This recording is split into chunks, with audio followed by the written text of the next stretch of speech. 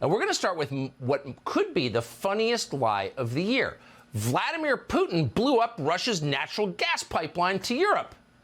Now, why would Putin do something like that? Well, they told us because he's evil.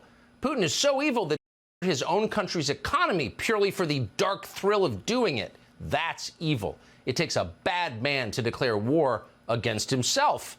Next, Putin will be invading Moscow. So that was their story, the story the Biden administration told us. And then every single news organization in the country, with no exceptions at all, backed up the lie. Of course Putin did it. They lectured us. Don't ask questions or you're a Russian agent.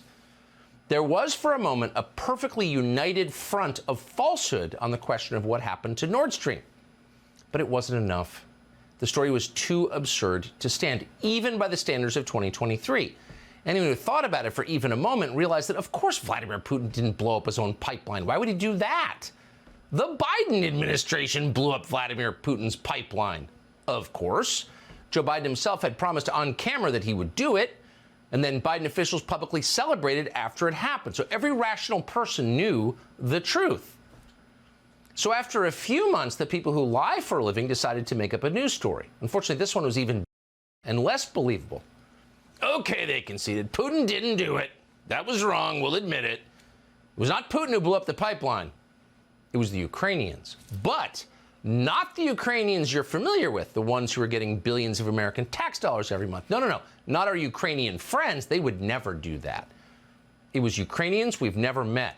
It was rogue Ukrainians acting against Russia, but with no connection to the Biden administration whatsoever. These are good people fighting for a noble cause, but doing it entirely on their own without our assistance or knowledge. That's what the New York Times told us actually happened. And then everybody swallowed it.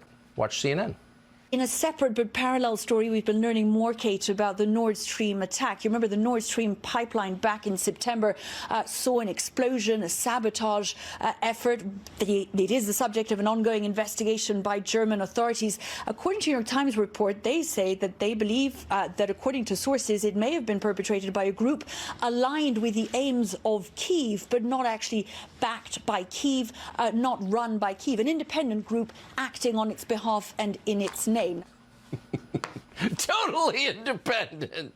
Now imagine if you found yourself repeating something that on television. Here you have an explosion, a three-part explosion that was part of a deep-sea operation in the Baltic Sea, 300 feet underwater, that happened at exactly the moment that NATO war games are going on in the area. So you would think that there was probably some involvement from a military somewhere. But no, says the lady on the TV, repeating the New York Times. It was a shadowy, unnamed group of totally independent Ukrainians who happen to live in a country that the Biden administration runs and whose pensions are being paid for by you. Right, totally independent.